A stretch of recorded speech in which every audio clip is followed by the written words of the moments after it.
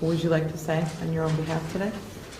Your Honor, I would just like to address the victims and the victims' family, to let you guys know how horrible I feel about, all the pain and sorrow. And there's so much regret, I have, but, I can't change the past. Just looking for the future, I just want you guys to know that I pray for each and every one of you and your families every day for the strength and endurance, and hope that you guys, can forgive and, everything you guys went through make you stronger people, and hopefully I can, maybe get back to the community, and even though this is over, I just want you guys to know how bad I feel about everything that's happened to you. And I know that your lives will be changed forever, but mine will be too. So why then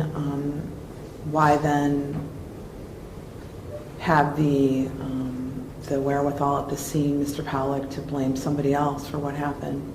Your Honor, I will still maintain my innocence as not being the driver in this case, and continue to maintain my innocence. I feel bad, deeply sorry to all the victims and their injuries, but I would still like to maintain my innocence throughout all of this, Your Honor. I mean, I saw the tape, right? I mean, I literally, I saw you getting out from the driver's side of that. I watched it probably 10 times, right, over and over.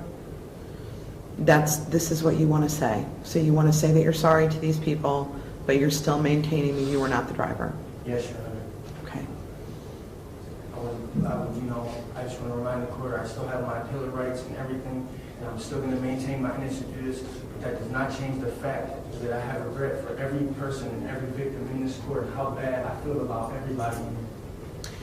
So they know. I mean, they've watched the tape. They heard you on the audio recording. They heard you talking to your co-defendant. So it's insulting, at the very least, I think, for many of them, to have you say that you're sorry to them, but then on the other hand, say that you're not the person who was responsible. Does that make sense to you? Knowing that it could be frustrating from their perspective, that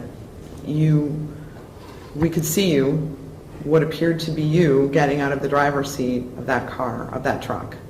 We heard you on the tape talking about this incident and what happened. So to continue to maintain that perspective is a bit difficult for the court to swallow, as you can imagine. I understand. Okay. Is there anything else that you would like to say? Anything else, Mr. Paul? No, there's a whole bunch I'd like to say to that, but I won't.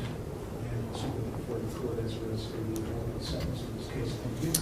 Thank you. So to begin with, I have reviewed your prior pre-sentence investigation, and I'm going to indicate that you have a rather extensive criminal history beginning in 1998 for burglary, gross sexual imposition in 2001, receiving stolen property in 2001, robbery 2002, domestic violence 2004, several counts of no driver's license, and that would be 2005 and 2005, a conviction for fleeing the scene, count 1 of that case, felonious assault, attempted felonious assault, receiving stolen property, 2005, assault and resisting arrest, 2005, domestic violence and resisting arrest in 2006, 2006, breaking and entering, theft, criminal damaging,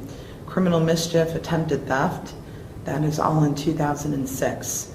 Receiving stolen property, count 1, felony 4 in 2006. Failing to comply, receiving stolen property, possessing criminal tools, 2006. Contributing to the delinquency of a minor, grand theft of a motor vehicle, 2007. Obstructing official business, 2007. Receiving stolen property of a motor vehicle in 2007. 2008, breaking and entering. That would have also been additionally 2008, another count of breaking and entering, so 2 separate cases. And theft of a motor vehicle. 2010 in West Virginia, bringing stolen property into the state. Criminal damaging in 2010, receiving stolen property in 2011, driving under suspension, expired plates, fictitious plates, grand theft of a motor vehicle out of Eastlake. 2011, burglary and possessing criminal tools with, I might add, ammunition, a starter pistol, and 4 watches, similar to, as I recall, what was recovered in the van, if I'm not mistaken, Mr. Paul. 2011, failing to comply with the order or signal of a police officer. And of course, that brings us to where we are here today.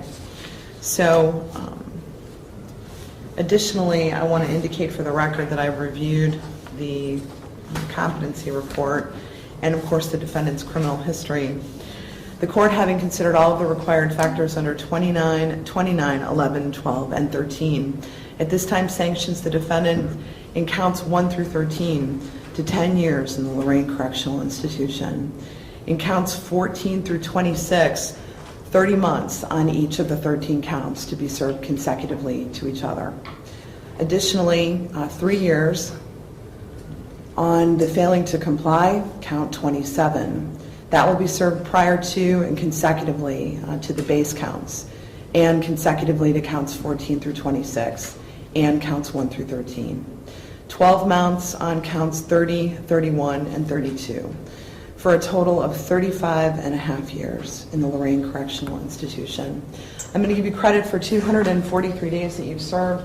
Mr. Pollack, I'm going to remind you that you face 5 mandatory years of post-release control, which means the parole board will supervise you for 5 years, and they can send you back to prison for up to half of any sentence that I've given to you if you violate any of their rules or regulations.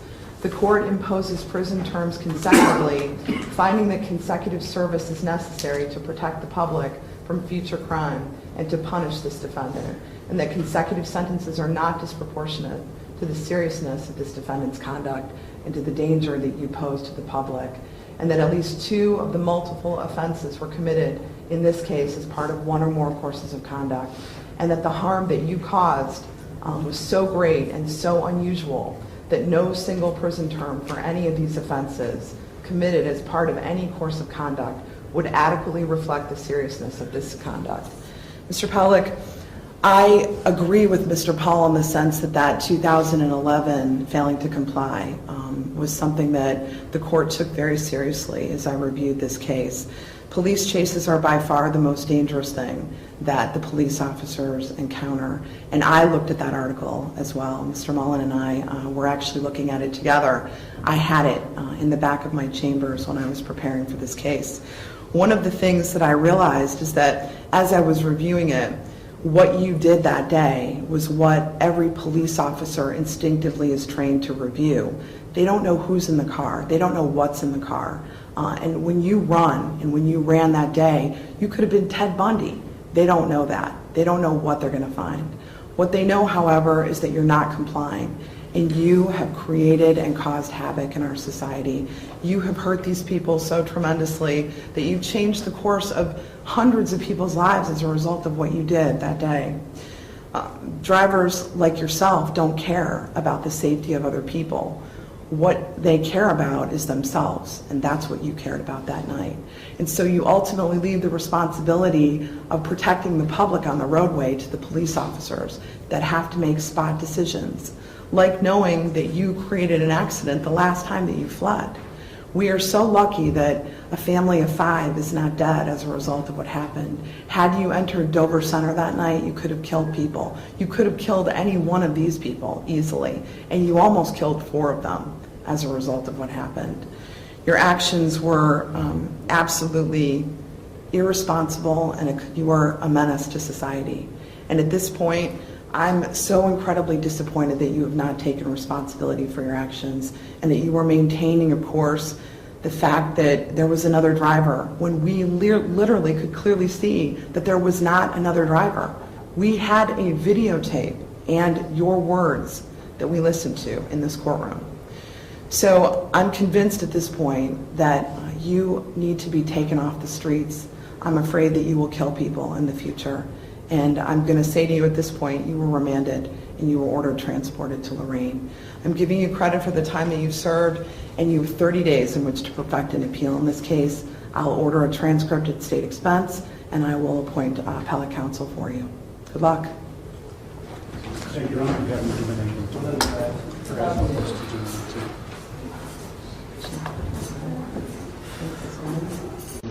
Mr. Ferris, I'm going to make